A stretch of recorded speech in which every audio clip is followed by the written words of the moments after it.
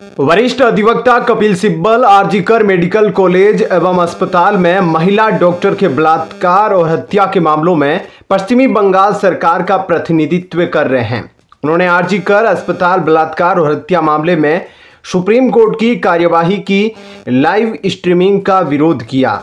सिब्बल ने कहा कि 5 दशकों में बनाई गई प्रतिष्ठा लाइव स्ट्रीमिंग से नष्ट हो जाएगी। कपिल सिब्बल ने सुप्रीम कोर्ट से लाइव फीड को रोकने का आग्रह किया और शिकायत की कि इससे वकीलों की प्रतिष्ठा को नुकसान पहुंचा है और उन्हें धमकियां मिल रही है।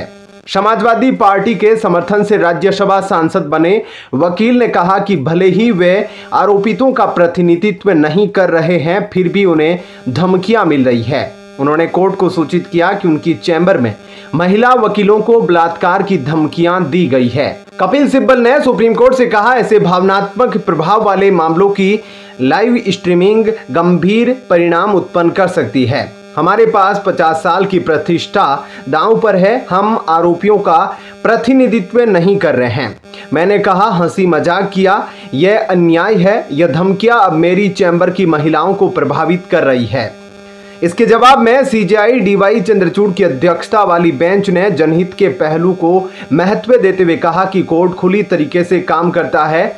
मुख्य न्यायाधीश ने आश्वस्त किया कि कोर्ट किसी भी धमकी का समाधान करेगा, लेकिन मामले की लाइव स्ट्रीमिंग को बंद करने से इनकार कर दिया। इससे पहले सुप्रीम कोर्ट ने सीबीआई को कोलकाता बलात्कार मर्डर मामले में एक नई रिपोर्ट प्रस्तुत करने का निर्देश दिया, क्योंकि एजेंसी ने फोरेंसिक रिपोर्ट पर संदेह जताया था।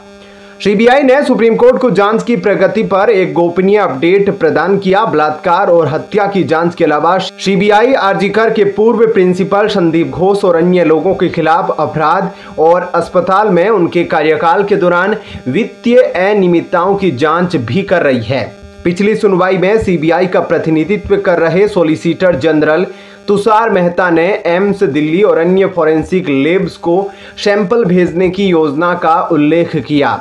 उन्होंने कहा कि सैंपल की चेन ऑफ कस्टडी एक महत्वपूर्ण प्रश्न बन गई है। उन्होंने कहा था, हमें एक फोरेंसिक रिपोर्ट मिली है और यह स्वीकार किया गया है कि जब लड़की को 9:30 पर सुबह पाया गया तो उसकी जींस और अंडरगारमेंट्स के पास में पड़ी थी। वह सेमी न्यूड थी और उसके शरीर पर जख्म के कई निशान दिख रहे थे। सैंपल लिए गए और CFSL पश्चिमी बंगाल को भेजे गए, लेकिन अंततः सीबीआई को इन्हें एम्स और अन्य लैब्स में भेजने के लिए मजबूर होना पड़ा। सीबीआई ने कोलकाता के central forensic science lab CFSL report के निष्कर्षों के बारे में भी बताया, लेकिन फिलहाल इसकी कोई डिटेल नहीं दी।